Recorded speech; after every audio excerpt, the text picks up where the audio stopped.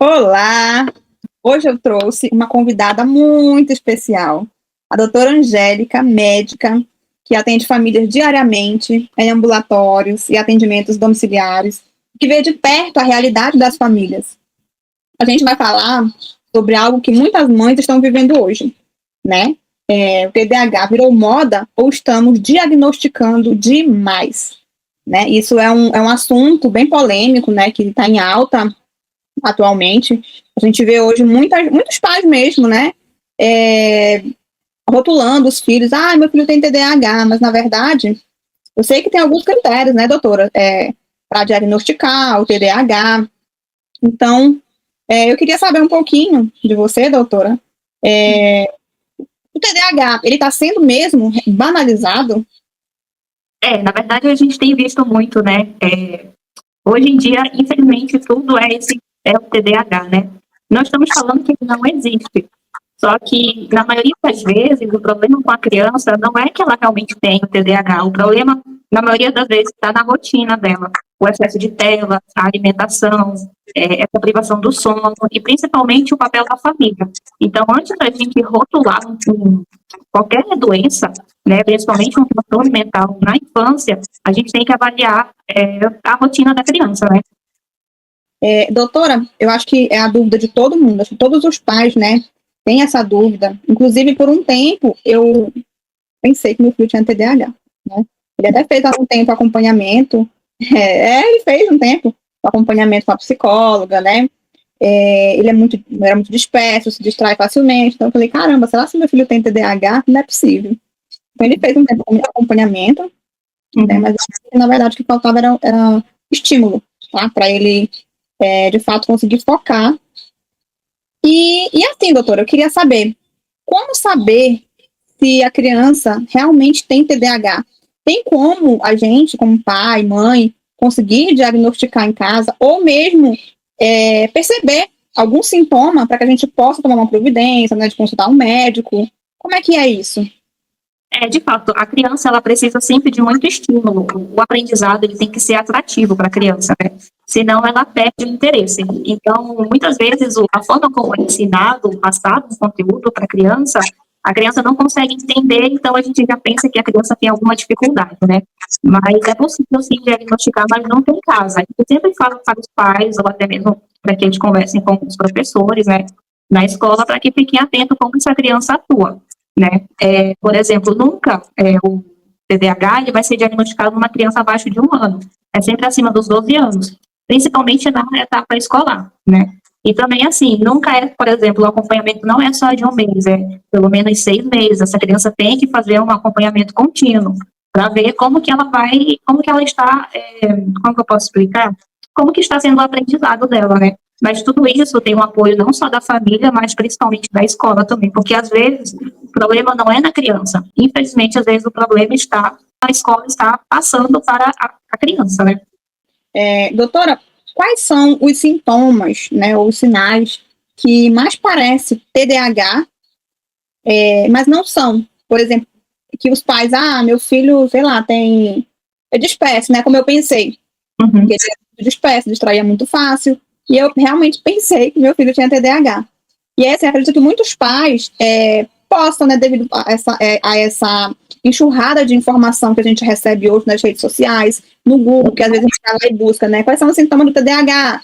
E aí, às vezes, um ou outro sintoma, que a gente, né, baseado nessas pesquisas, né, se caracterizam com TDAH. E aí a gente, né, leigo e preocupado também, acaba meio que diagnosticando, rotulando, né, nem diagnosticando, rotulando. Quais seriam esses sintomas que normalmente os pais olham e acham que é TDAH? Porque, na verdade, a gente não pode, né, como você falou agora há pouco, a gente não pode rotular, né, autodiagnosticar a criança, até porque tem profissional, né, qualificado para fazer isso. Então, quais seriam os sinais que mais levam os pais a pensarem que os filhos têm TDAH? A primeira coisa que a gente orienta aos pais é, primeiro, tranquilizar a família, né? E falar que não é um diagnóstico realizado da noite para o dia, e para ficar atento, muitas vezes pode ser um estresse familiar, né? Sempre a rotina familiar precisa ser avaliada, porque essa criança anda consumindo na questão alimentar, o excesso de doces, as guloseimas, né? O excesso de açúcar. Isso influencia muito o excesso das telas, que infelizmente isso é um problema muito recorrente, né? Eu sei que as telas ajudam os pais a deixarem as crianças aí mais, mais tranquilas, né? Mas infelizmente esse excesso atrapalha muito o desenvolvimento neurológico da criança, né? A criança ela precisa ter um estímulo para que ela tenha esse interesse em querer aprender. Senão a criança ela não vai se sentir à vontade e desse aprendizado, né? Isso vai dificultar mais. E sempre tem a melhor forma de fazer com que essa criança se sinta mais atraída. Entendi. Inclusive, doutora, eu vi até um estudo outro dia que fala, mostrando, né, que até 30% das crianças encaminhadas por suspeitas de TDAH não tem, né, o transtorno, mas sim alguns desses fatores que você mencionou. Infelizmente, não infelizmente, a tecnologia ela nos ajuda, mas muitas vezes atrapalha bastante, porque hoje nós temos acesso ao Google, né? Então as pessoas já vêm no consultório com o diagnóstico. Olha, doutora, eu pesquisei no Google, eu tenho isso. E infelizmente não é assim. Qualquer dúvida, qualquer sintoma, ou que os pais estejam achando que ele está muito fora da rotina da criança, a gente sempre recomenda procurar o médico, né, para que possa ser avaliado e realizar o diagnóstico de forma adequada. Entendi. Então, doutora, por que hoje tantas crianças parecem sem foco? Dispersas, distraídas, parece que as crianças hoje elas não conseguem focar. É como eu mencionei anteriormente, né? Infelizmente, na atualidade, nós temos o excesso da tecnologia, o excesso das telas. Isso é uma das coisas que tem atrapalhado muito na questão do desenvolvimento neurológico da criança, né? O excesso das telas, o excesso à informação. As crianças hoje elas preferem ficar em casa jogando videogame, assistindo televisão, com celular. Hoje não saem mais para brincar, não interagem mais com outras crianças. Até a interação que elas têm é pelo telefone, né? Então, isso tem atrapalhado bastante.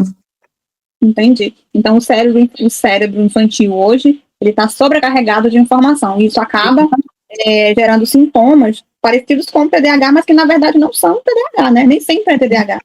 Exato. Como que os pais hoje podem observar os sinais reais de alerta? Os sinais reais é principalmente a criança que fica muito desatenta, a agitação, a irritabilidade. A irritabilidade é uma coisa assim que tem que chamar muita atenção dos pais e tem que procurar ajuda. E o que você acha sobre usar a tecnologia ou inteligência artificial hoje como apoio no aprendizado, na verdade? O que você acha disso? Porque, assim, eu sei que o excesso, o uso inadequado, né, atrapalha mesmo o desenvolvimento das crianças. Mas a tecnologia, ela veio para mudar muita coisa, né, para transformar muita coisa.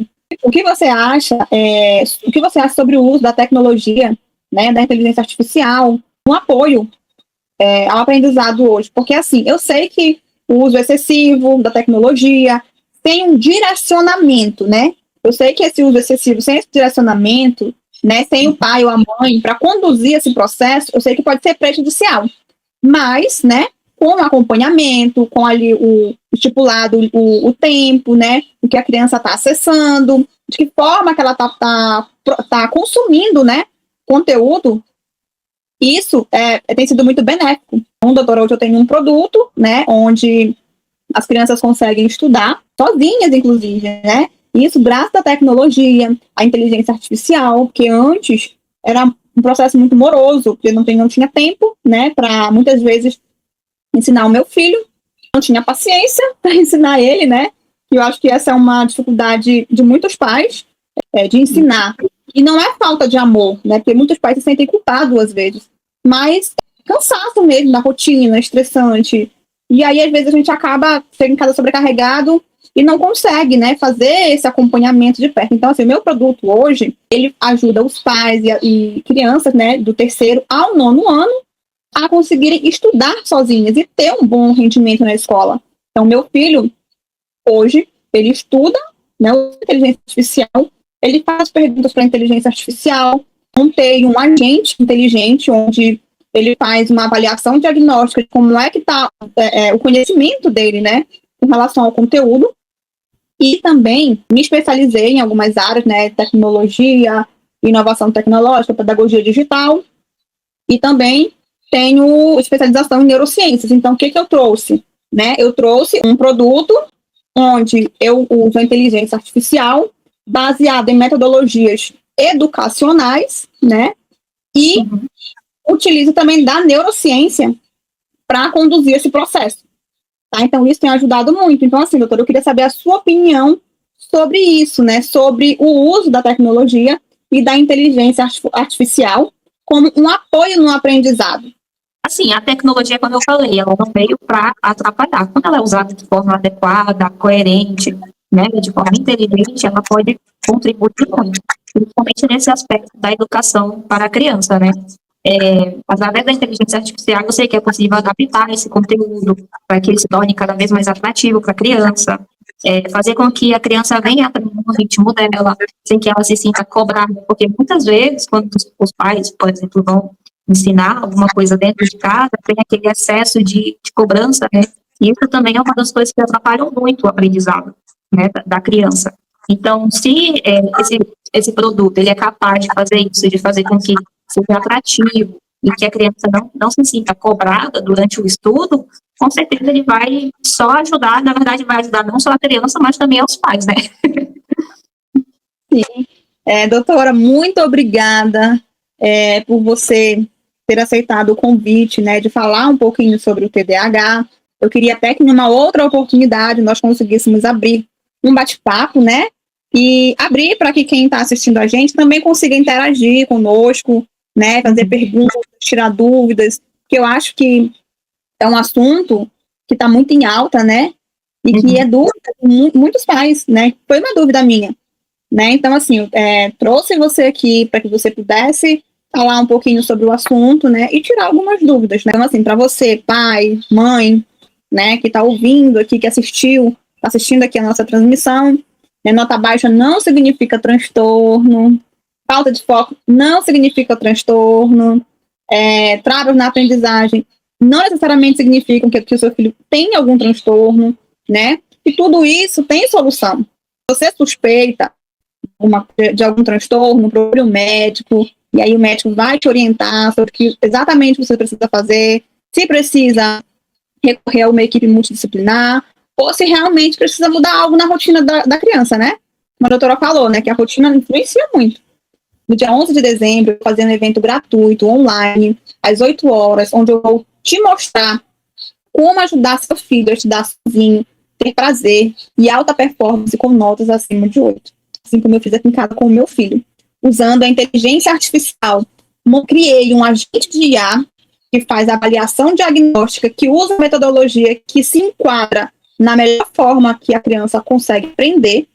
O link para se inscrever está na bio do meu Instagram, tá? Então, corre lá no meu Instagram, clica no link da bio, que ainda dá tempo de você se inscrever no evento. Te dizer que serão poucas vagas, porque quero, de verdade, acompanhar de perto os pais que entrarem nessa turma.